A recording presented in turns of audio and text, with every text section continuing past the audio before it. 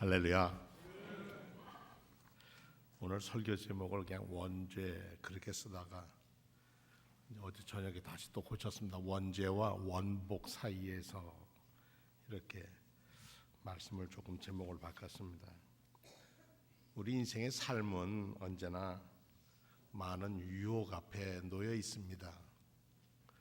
그래서 예수께서도 주기도문을 가르쳐 주시면서 시험에 들지 않게 해달라고, 유혹에 빠지지 않게 해달라고 늘 기도하라 하셨습니다.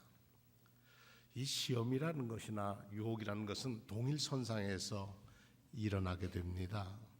시험이 따로 있고 유혹이 따로 있는 게 아니라 시험과 유혹은 동일선상에서 일어납니다. 예를 들면 이렇습니다. 뱀이 하와를 찾아와서 얘기합니다. 하나님이 이 동산에 있는 모든 걸 다 떠먹어도 된다고 그러더냐? 그 다음에 이제 대답할 것은 하와가 대답해야죠. 그러니까 하와는 이렇게 동산의 열매를 다 먹을 수 있는데 동산 중앙에 있는 나무의 열매는 하나님이 말씀하시기를 먹지도 말고 만지지도 말라고 그러더라. 여기까지는 이제 주어진 겁니다. 그 다음엔 선택의 문제입니다. 그랬더니 뱀은 얘기합니다. 먹어도 안 죽어. 그 말이 시험과 유혹으로 들어올 수 있습니다. 시험일 땐 하나님이 먹지 마라 하시는 전제가 있었고, 뱀이 그 먹어도 괜찮아 하는 데 대해서 먹어도 되겠지 뭐, 하나님이 우리 장시와 똑같아질까 봐 그런 거 아니야. 뭐 하여튼 여러 관계로 그 유혹에 넘어갑니다. 그러니까 시험은 통과하면 성장할 수 있지만, 그리고 더 잘할 수가 있지만 유혹엔 빠지면 파멸로 갑니다. 이 시간에 똑같이 하나님의 말씀을 들으면서도 어떤 분은 나와 안 맞는 얘기야, 그리고 마음문을 닫으시면 그분에게는 마음을 닫은 부정적인 삶으로 갈 것이고, 그래 내 삶은 이랬지, 주님의 뜻대로 살아야지 하고 받아들이는 분이 있다면, 말씀을 받아들이는 분이 있다면 그분은 긍정의 삶으로 갑니다. 우리는 이 세상에서 예수 그리스도에 대한 믿음을 가지고 삽니다. 믿음이라고 할 때 우리는 마음에만 간직하는 것이 믿음이라고 생각하지만, 사실 믿음이란 말은 우리가 겸손에 머물러서 긍휼을 베푸는, 머물러 있는 것은 겸손 안에 있고 행하는 것은 긍휼에 있어야 합니다. 이 둘이 행함과 마음의 하나가 어울려졌을 때 그것이 믿음입니다. 지금까지 전통적으로 신학교에서의 신학의 그 사조는 그리스도의 구속사를 중심으로 한 신학 사조였습니다. 구속신앙, 잡히는 게 아니라 우리를 구원해 주신 하나님의 사랑에 강조점을 두고 그렇게 배우고 가르쳐 왔습니다. 근데 창세기 첫째에 보면, 성경의 첫 머리인 창세기에 보면 하나님의 보시기에 좋았더라 이렇게 얘기합니다. 그러니까 아름다움을 얘기합니다. 그러니까 이 모세오경의 첫 번째 책이기도 한 이 창세기의 첫 얘기는 죄의 얘기가 아니라 축복의 얘기입니다. 오리지널 신, 죄의 문제가 아니라 오리지널 블레싱, 축복에 대한 문제입니다.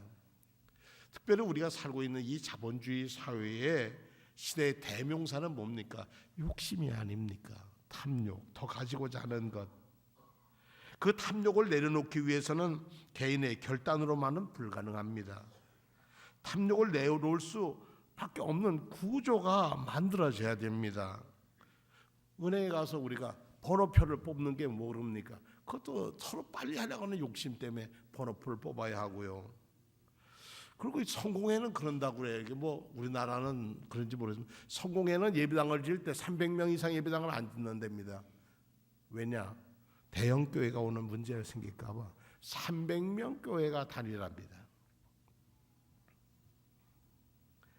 예수님이 하늘나라는 새를 보라, 들의 백합화를 보라고 말씀하셨습니다. 인간들도 새처럼 탐욕을 버리고 가볍게 살아야 한다는 거죠. 먹을 만큼만. 그래서 주님이 주기도문에 일용할 양식, 출애굽에서 만나는 욕심을 부리고 많이 쌓아두면 벌레가 생겼고 필요한 만큼 그것에 족하라고 하는 것입니다. 개인적으로 자발적으로 가난을 기꺼이 선택하는 것은 어렵습니다. 왜냐하면 가난하면 불편하기 때문에 그렇습니다. 좀 가지고 살다가 가난해지면 거기에 맞추려면 참 불편합니다. 편하게 살 수 있던 것을 다 문제를 놓아야 돼요. 어떤 목사 하나가 개척을 하면서 자기 생각에 자기 건강과 생각을 위해서 차를 덜 태고 걸어야 되겠다. 그래서 자기 생각에 30분 안에 거리는 걸어간다. 그렇게 자기 정했대요. 참 좋은 자기 삶을 맞춰가는 거죠. 그런데 이렇게 창세기 첫 번의 축복에 대한 얘기를 한 사람이 13세기에서 14세기에 걸쳐서 독일의 마이스터 에카르트라고 하는 신학자가 이런 얘기를 했어요. 그런데 당시 중세 교회는 아주 그를 이단 취급해서 쫓아내버리고 말았습니다. 문제는 그 사람은 이런 얘기를 하는 거예요. 창조의 영성, 하나님이 창조하신 것은 축복의 영성이라고 하는 거죠. 그 축복은 어디 있느냐? 하나님의 사랑에 담겨 있다는 겁니다. 근데 이제 토마스 아퀴나나 어거스틴이나 많은 신학자들은 구속의 은총, 바울 사도도 그렇습니다. 구속의 은총, 왜냐하면 죄의 문제가 가장 인간의 큰 문제니까 구속의 은총을 더 강조를 많이 했고 저도 그렇게 배워왔습니다. 그런데 이 창조의 영성 안에는 예언자적인 영성이 있는데 그것은 뭐냐면 예언자적인 것은 하나님의 사랑받는 사람으로 세상에서 마땅히 행해야 할 바를 행해야 한다는 겁니다. 그러니까 정의와 자비가 어우러지는 삶을 살 책임이 있다는 거예요. 이게 에카르트의 얘기입니다. 그리고 마지막으로 그 가운데 신비의 은혜를 체험하게 되는데 그것은 하나님과 더불어 춤을 춘다는 거예요. 춤을 출 때 앞 사람이 손을 잡아주면 따라가듯이 한 발짝 한 발짝 한 발짝 따르다 보면 주님과 함께 춤추는 기쁨의 삶을 누릴 수 있다. 에카르트라는 사람이고 요즘 와서는 매튜 폭스라고 하는 신학자가 이 얘기를 해서 많은 사람들이 공감을 얻고 있습니다. 우리 신앙생활에 첫 번 해야 할 일은 과거의 생활을 청산하는 겁니다. 늘 회개한다고 하는 이유는 뭐냐면 늘 새로워지고 하나님을 만나기 위해서는 이 옛 모습 가지고는 만날 수가 없으니까 그러니까 우리가 회개하는 겁니다. 창세기 2, 3장을 읽을 때 저는 그랬습니다. 하나님이 사람이 그 선악과 하나 따먹었다고 인류 대대로 연좌제지 이렇게 죄를 물어서 이렇게 야단을 치시나. 난 뭘 그렇게 잘못해서 매번 죄를 자복하고 회개를 해야 될까? 회개만으로도 구원에 충분한 조건이 되는 거 아닌가? 이런 생각을 가져본 적이 있습니다. 기독교가 구원의 종교라고 말을 할 때 죄라는 것은 전제되어 있습니다. 그런데 죄 이전에 성경에 보니까 축복이 담겨져 있습니다. 하나님의 은총이 죄보다 앞서는 거예요. 그래서 웨슬리 목사님도요 선행적 은총이라는 말을 씁니다. 그러면 인간의 죄의 문제를 어떻게 설명하느냐? 창세기에 보니까 처음에는 죄에 대한 문제를 하는데 그 죄가 어디서 오는가? 사실 죄라는 것은 4장 넘어가야 되는데 그 전에 죄의 문제는 어디서 오느냐 하면은 불순종에서 옵니다. 이 불순종이라고 하는 그 안에는 뭐가 담겨 있냐면 하나님은 모든 사람과 이 에덴 안에서 모든 사람과 회함이 없이 더불어 사랑하며 생명의 충만함 속에 살아가는 것이 하나님의 뜻이었습니다. 그런데 이 생명의 뜻에 여기 있는 선악을 알게 하는 나무와 생명나무가 있는데 그것을 손을 내지 말라고 하는 것은 너만 가지고 지혜로워지고 너만 어떻게 하는 자기 사욕에 매이면 그것은 이미 깨져버리고 만다는 겁니다. 에덴에 금은 보화가 많았지만 그것이 요한계시록에 읽어봐도 그건 그렇게 다이아몬드나 수정이나 그렇게 중요한 게 아니었습니다. 이스라엘 신앙이 그렇게까지 중요하지 않았던 것은 원죄를 고발하기 위해서 창세기를 맨 앞에 실는 게 아니라 3장 이후에 보면 이렇게 나와요. 4장 7절에 내가 선을 행하면 어찌 낯을 들지 못하겠느냐 가인에게 하죠. 선을 행하지 아니하면 죄가 문에 엎드러져 있느니라. 죄가 너를 원하나 너는 죄를 다스릴지니라. 죄가 우리를 원한다는 거예요. 죄 짓기를 원하는데 그러나 죄를 다스릴 수 있는 것은 너 자신이라는 거예요. 죄가 문에 엎드려서 나를 유혹하지만은 중요한 것은 나는 하나님의 사랑받는 나는 그 죄를 다스릴 능력이 있다는 거예요. 그래서 아니요 할 수 있어야 한다는 거죠. 죄에 대해서 창세기 4장 이후에 죄의 유혹을 이기지 못한 가인이 분을 참지 못해서 하나님은 내 거 안 받아? 내가 장남인데? 뭐 이런 생각 때문에 아우를 죽입니다. 그러니까 불순종의 씨앗이 뭐가 되면 불순 씨앗이 살인으로 가는 죄로 갑니다. 하나님의 뜻에 벗어나는 거예요. 하마르티아 그게 죄예요. 허물이고요. 빗나간 거예요. 하나님의 창조의 질서에 빗나가는 것이 죄라고 하는 것입니다. 생명나무와 선악을 알게 하는 나무가 하나님의 동산 중앙에 심겨졌다는 사실에 우리는 주목해야 합니다. 그 나무가 중앙에 심겨져 있으면 다른 나무도 열매는 다 먹어도 그 열매는 취하지 못한다는 명령은 하나님의 세계에서는 모두가 공유해서 공유할 창조의 가치가 생명과 지혜라는 겁니다. 피조물 어느 누구도 생명을 취할 권리가 없고 지혜를 사용할 때도 그 판단의 기준이 공공의 선, 그 안에 있는 모든 창조의 하나님 피조물이 더불어 살아야 하는 거예요. 그래서 창조 질서를 유지하기 위한 공유를 이렇게 해서 우리가 지혜, 생명은 공유해야 할 것이지 개인적으로 사욕에 매여서 개인의 탐욕을 채우기 위한 사유는 아니다. 그것이 죄라는 겁니다. 그래서 선악과를 따먹는 이 은유는 무엇이냐 하면 한 존재 속으로 취하는 것이 얼마나 중요한가. 열매를 따먹는 것은 창조 세계에 함께 살아야 할 것을 내 것 하고 집어넣을 때 그 사람은 그거에 대한 책임을 져야 한다는 겁니다. 요즘 보면 정말 연일 텔레비전 뉴스에 톱을 참석하는 분들이 보면 그것 문제점 좀 더 많이 가지고 그것이 공공하게 쓴 것이 아니라 사적으로 쓰여질 때 문제가 생기는 게 아니겠습니까? 구약학자인 프렛 하임이라는 사람은 창세기 3장의 신학을 우리에게 내가 먹는 것이 바로 너다 이렇게 말하고 있다고 합니다. 우리가 먹는 것이 오늘 여러분들 잡수신 것이 여러분 자신이라는 겁니다. 광야에서 만나를 먹어서 살았다면 만나가 곧 하나님이 주신 것이 우리의 삶이라는 것이죠.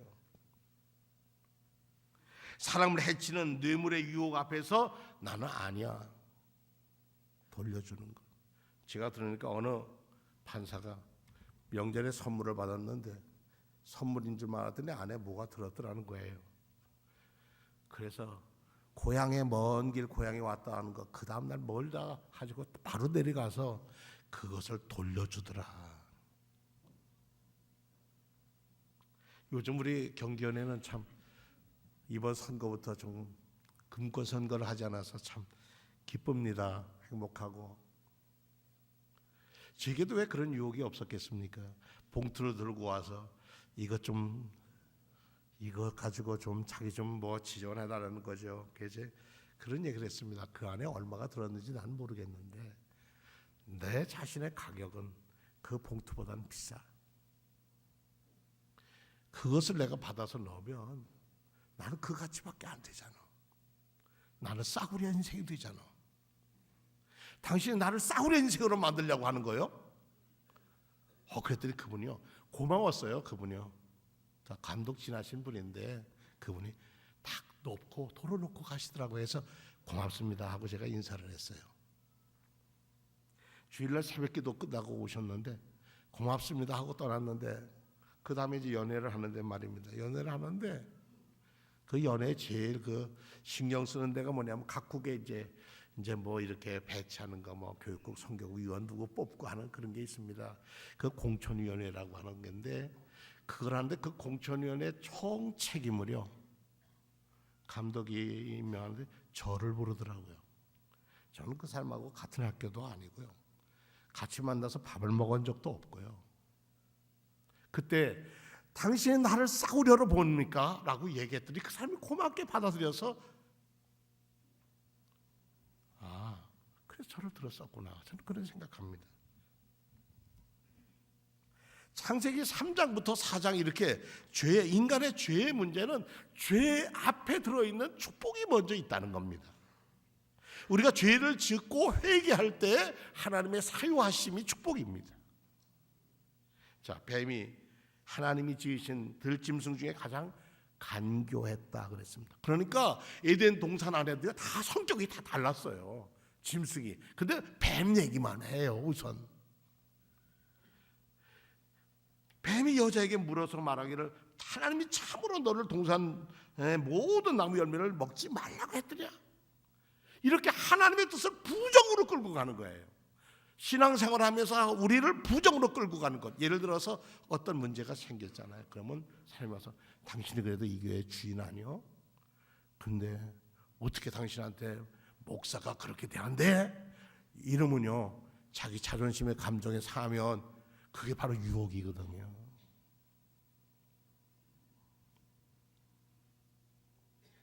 당신이 이 교회 누군데 감히 당신한테 그래. 그 말에 넘어가는 게 뱀이 다 먹어도 돼. 하나님과 똑같이 될 수 있어. 당신도 그럴 수 있어. 근데 이런 것이 우리를 유혹에 빠지는 거예요. 교회가 평안할 때 이런 얘기를 해야지. 교회가 뭐 할 때 얘기하면 이거 꼭 불똥이 튑니다. 그렇습니다. 당신이 누군데. 근데 내가라고 하는 마음이 들 때 그때는 여러분 유혹에 빠지는 거예요. 그래서 기도하실 때도 우리가 하나님 내가요 이렇게 기도할 수 없잖아요. 아버지 앞에 어떻게 내가 그럽니까? 제가 이렇게 얘기하지. 근데 하나님을 이제 당신이라고 표현은 합니다만은 우리 자신이 유혹 앞에 우리는 유혹과 시험의 그 똑같은 곳에서 시험할 때 예, 하나님이 뜻이 계시겠지. 하나님이 하실 거야.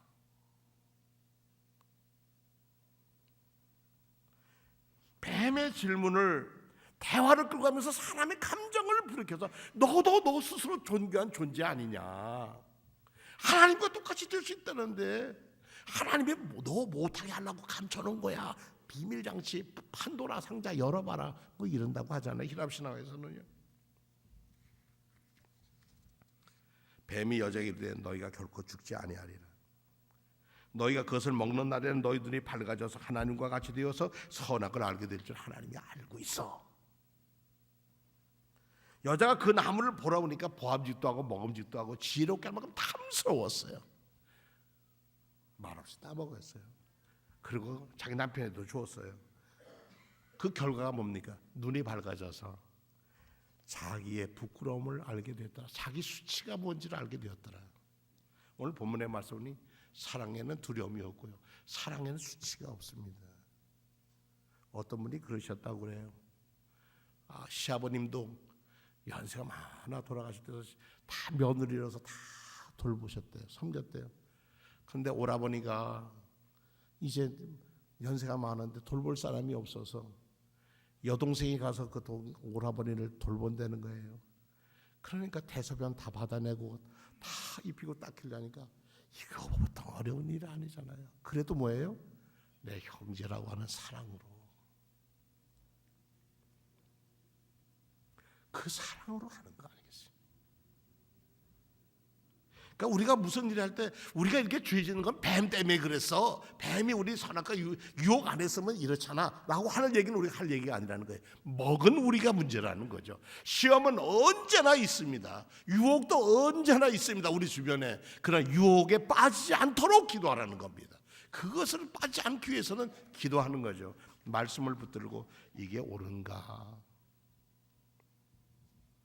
때로 저도 그런 마음이 있어요. 미운 마음이 들 때가 있는데 제가 가만히 생각해보니까 하나님 앞에서 제가 하나님 앞에 미운 짓을 얼마나 많이 했겠어요. 그러고 보니까 그 사람을 사랑으로 볼 수 있겠더라고요. 이것이 이제 철 들어가는구나 그런 생각을 갖게 됐습니다. 죄의 심판을 강조하면서 성도들을 죄 하면서 통제하고 지배하려고 하는 그런 생각은 없습니다. 그러나 우리가 분명히 하나님께서 지으신 생명으로서 하나님의 주신 생명을 소중히 여기고 그리고 욕심을 부리지 않고 살아가야만 에덴의 삶을 주님과 더불어 사는 삶을 살 수 있다고 하는 겁니다. 우리가 잘 알고 있는 요즘 병원에 가면 웬만하면 뭐 더 엑스레이라는 거 찍지 않습니까? 찍어봅시다. 왜 찍습니까? 안을 안 보이니까 보이려고 찍습니다. 근데 이 엑스레이를 발견한 사람이 독일의 물리학자인 빌헬름 렌트겐이라는 사람이었습니다. 이 업적으로 1901년에 노벨상을 받습니다. 물리학상을 받습니다. 그 렌트겐은 음극선을 실험을 통해서 밀도가 낮은 나무, 천, 종이 이 물질은 통과하지만 높은 물질을 통과하지 못하는 광선을 발견하고서 사람의 몸을 투사보면서 뼈의 모습도 보고 그랬던 거죠. 그래서 그 선의 이름을 알 수 없다 해서 X라는 말을 썼고 X선이라고 했답니다. 이걸 본 많은 과학자들이 내 이름을 따서 렌트겐 선이라고 하자. 그럴 때 아니야. 나는 단지 자연 속에 있는 존재한 것을 이미 있는 것을 발견했을 뿐이니까 그냥 모르던 거 알게 됐어요. X선이라고 하자. 지금도 그렇게 쓰죠. 그리고 그 X선을 쓰는 방법을 특허로 만들면 너 돈을 벌고 그럴 거다. 특허로 만들자. 그럴 때 그는 거절했답니다. 왜냐? 이것은 내 것이 아니라 함께 누려야 할 것이기 때문에. 그래서 X선은 특허권이 없다고 합니다. 겸손과 자기 비움을 통해서 공동의 선을 취하는 것. 하나님의 뜻이 이루어진 인류 사회가 천국을 믿는다고 하는 것은 뭐냐? 하나님의 질서가 이루어지는 곳이 천국이라는 것이죠. 하나님의 통치가 이루어지는 것이 천국이라는 겁니다. 원죄에 빠져 있는 아니라 원복, 하나님이 원래 하시고 있다는 오리지널 블레싱, 그 축복으로 우리를 부르시고 오늘 거룩한 주일에 이 축복의 여러분들을 초대하신 하나님의 은혜에 감사하자고 하는 것입니다. 이렇게 살아갈 때 우리는 긍휼과 자비의 마음을 갖게 되고 이웃의 아픔을 나의 아픔으로 갖게 됩니다. 마태복음 20장에 보니까 포도원 품삯 얘기 있죠. 일꾼이 왔는데 아침에 온 사람, 점심에 온 사람, 늦게 온 사람 똑같이 줬다는 거죠. 주인이. 사람들이 난 많이 일했는데 왜 더 많이 안 줘? 그럴 때 내가 가지고 내 뜻대로 하는 게 너한테 뭐가 불쾌하냐? 난 너하고 약속은 한 달로 안 틀렸다. 주인은 똑같이 삶을 보장하는 경제의 보장, 이것이 더 중요하다는 것을 알았어요. 골로새서 3장 12절과 14절에 보니까 그러므로 너희는 하나님이 택하사 거룩하고 사랑받는 자처럼 긍휼과 자비와 겸손과 온유와 오래 참음으로 옷을 입고, 우리의 모습은 긍휼하고 자비, 겸손, 온유, 오래 참, 이게 우리의 옷이래요. 옷에 누가 너희에게 불만이 있거든 서로 용납하여 피차에 용서하되 주께서 너희를 용서한 것 같이 해라. 따라합시다. 이 모든 것 위에 사랑을 더하라. 이는 온전히 매는 띠니라. 옷을 잘 입고 허리띠를 딱 매야 든든합니다. 그 허리띠가 뭐냐? 사랑이라는 기죠. 사랑.